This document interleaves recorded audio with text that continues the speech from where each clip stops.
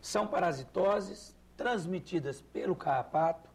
Eu gosto de dizer transmitidas pelo carrapato, mas eu gosto de informar bem a sociedade goiana, para dizer, e do Brasil. Esses parasitos também, o filhote pode nascer com ele, já vindo da mãe. Então, nós temos que já, desde o filhotinho, nós já temos que fazer a prevenção contra esse filhote não se infestar de carrapato. Porque é um parasito que, a partir do momento que ele desenvolve, passa a desenvolver no organismo, quando que ele se desenvolve? Quando o meu paciente vem a ter qualquer tipo de queda no sistema imunológico, ou ele possa ter qualquer imunossupressão, ou queda desse sistema de defesa. Quando que isso geralmente acontece? Quando o meu paciente, quando o filhote, a hora que ele já sai ali da mãe e de repente vai para um outro lugar, ou se ele é vendido, ou se ele vai para outro lar, já é o primeiro estresse que o meu paciente tem. A imunidade já naturalmente baixa. O meu paciente ele tem uma imunossupressão, uma queda do sistema imunológico.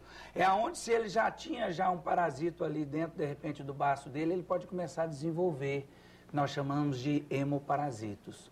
E ele aloja dentro, ele desenvolve dentro das células do nosso paciente, onde ele pode trazer quadros clínicos como vômitos, diarreia, o animal para de comer, uma anorexia, o animal começa a ter um emagrecimento progressivo e pode ter até vômito e diarreia com sangue, hemorrágico, igualzinho uma virose. Tanto que a partir da doença do carrapato diminuindo a imunidade, vem a virose oportunista quando o filhote. Como é que é? O carrapato ele está contaminado e ao morder o bichinho, ele contamina o bichinho? Ou tem carrapato que não está contaminado e não passa essa doença? Bom, Aurélio, é o seguinte, hoje eu, em 15 anos de profissão e atendendo animais do estado todo, eu gosto de dizer que como a gente tem uma rotina muito grande com relação às doenças do carrapato, eu, na minha experiência, eu gosto de dizer que, para mim, todo carrapato está infestado. Só que nós podemos observar que alguns locais são mais infestados e outros são menos. Em Goiânia, eu já tenho algumas localidades de bairros que eu posso dizer que é mais infestado e menos. Por exemplo, o setor Jaó, 100% dos cães e gatos que eu faço exames, nesses 15 anos, deu presença do parasito. 100%. Eu gosto de dizer 100%, eu vou falar assim, 99,9%. Tá. Certo? Agora, por exemplo, já o setor, por exemplo, sudoeste de Goiânia, já a casuística lá já é menor. Entendi. Entendeu? Mas, para mim, todos os carrapatos, eles transmitem. E deixando bem claro, que essa doença do carrapato, ela não pode ser transmitida do cão para o ser humano. Mas ela cura? Ou uma vez que ele tem essa doença, ele vai estar para sempre com essa doença? Ótima pergunta. Uma vez, ela tem cura. Como assim? Uma vez que ele desenvolveu essa doença, desenvolveu, nós vamos conseguir controlá-la, a replicação dela, o desenvolvimento delas de forma intracelular. Depois que nós conseguimos fazer com que ela não replique mais, vai lá, faz os exames específicos, deu negativo, ok. Arthur, mesmo que ele não pegue carrapato nunca mais, então ele não vai ter? Pode ter. É nesse sentido que eu gosto de orientar a população. Aí tem que ficar de olho. Eu já tive clientes de dizer, mas ele não pegou, como é que desenvolve? É justamente essa situação que nós temos que explicar para a população goiana. Olha, antigamente a gente vacinava os nossos cães, os nossos gatos, só com a vacina contra a raiva.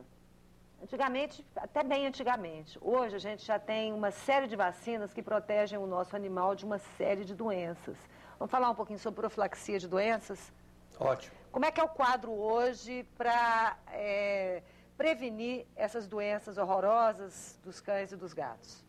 Bom, primeiro, em termos de profilaxia, hoje nós temos, assim, vacinas maravilhosas que nos dão uma proteção muito grande para os nossos animais. Como fazer essa proteção e essa profilaxia? Eu gosto de orientar a população goiana da seguinte forma.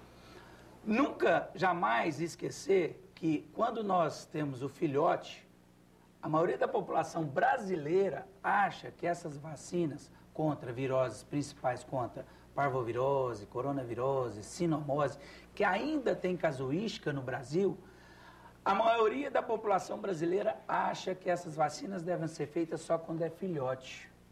E eu gosto de frisar isso para a população goiana, para o Brasil, para mostrar que não é.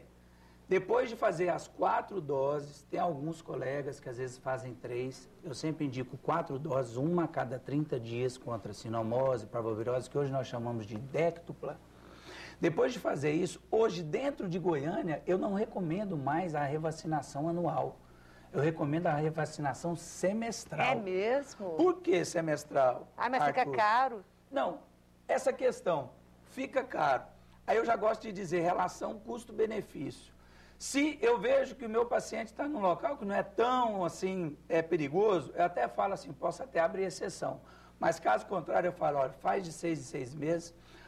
Esse custo que você vai ter com essa vacina, ele vai manter sempre o nível plasmático do meu paciente sempre em alta.